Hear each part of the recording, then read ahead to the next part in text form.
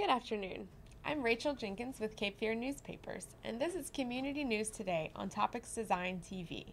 We bring you all the latest and greatest news from Pender, Duplin, and Onslow counties.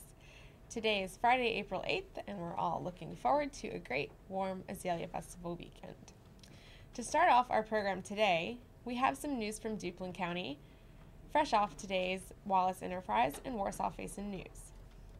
Pet Friends of Duplin County, PFDC, held a pet first aid class at the Del Rio restaurant in Wallace on Saturday, March 26th.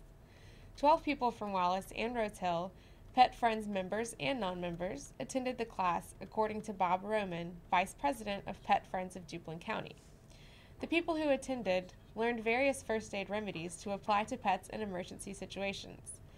Instructor Mike Say from the Cape Fear chapter of the American Red Cross presented information on how to care for injured animals.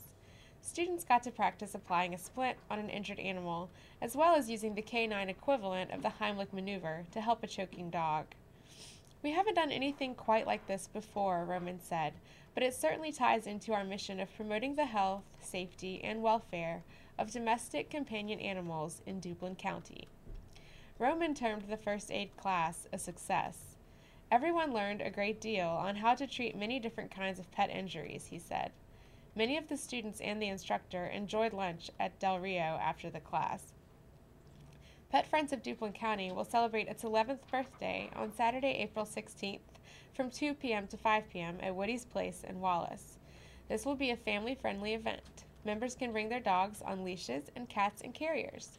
Members, guests, and pets will enjoy agility demonstrations by Azalea Dog Training Club. We'll have a special PFDC member dog show, fun activities, some picnic-style food, and of course, birthday cake, Roman said. A spring plant sale will also be held at Johnson Nursery, 985 Johnson Nursery Road in Willard, from 8 to 11 a.m. on Saturday, April 16th. Half of the proceeds will benefit the Pet Friends of Duplin County. The Duplin County Emergency Medical Services released an in-house evidence-based evaluation and report to the County Commission that provides evidence showing the EMS is performing adequately compared with rural EMS systems in North Carolina. The report was presented to the County Commissioners during their Monday, April 4th meeting.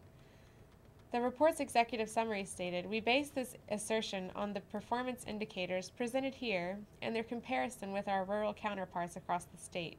In every key indicator, DCEMS is neither significantly above or below the averages for rural EMS systems, according to data provided by the North Carolina Office of Emergency Medical Services."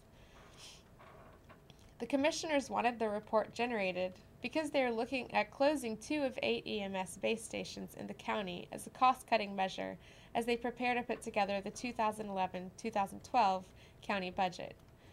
The executive summary, prepared by Rob McDuffie, director of the Duplin County Emergency Services, concluded, "While there are many areas where we see room for improvement, we found no major flaws in the operational structure requiring immediate intervention. We are troubled by the gaps in our coverage area and foresee a need to address these in the future. At present, nearly 1/3 of the total area of Duplin County is outside our 15-minute coverage ability. However, for now the service seems to be compensating admirably, as evidenced by the response time figures. Reducing response times is a perpetual goal of all EMS systems and will be a continual work in progress." According to County Manager Mike Aldridge, the 61-page report provided the evidence to show that closing 2 stations would create lots of voids that would adversely affect the 15-minute response time. In response to the report, the County Commission seemed less likely to endorse closing 2 EMS stations. It shows how hard it will be to formulate a 2011-2012 budget that follows the Commissioner's orders to keep the tax rate at 69 cents per $100 valuation. Cuts will have to be made. The question is where. "I'm going to have to cut somewhere," Aldridge said in his office on Tuesday, April 5th. Aldridge will present a draft budget to the County Commission on Monday, May 2nd, at their regular meeting. The Commissioners will then have approximately 2 months to make changes to the county budget and hammer out what will be its final look. The budget must be adopted by July 1st. DCEMS serves a population of 58,505. At 819 miles, the county is the 8th largest in North Carolina geographically. DCEMS employs 39 full-time paramedics and 23 full-time emergency medical technicians or emergency medical technician intermediates. These full-time personnel are distributed across 4 24-hour shifts and 2 12-hour shifts. Each 24-hour shift is led by a shift supervisor. The administration of DCEMS consists of the medical director, director of emergency services, the EMS operations officer, and the EMS training officer. The substitute roster consists of 44 EMTs and EMT intermediates and paramedics. That's the report from Duplin County EMS. You're watching Cape Fear Newspapers Community News Today, and we'll be right back with more after these short commercial messages. Thank you.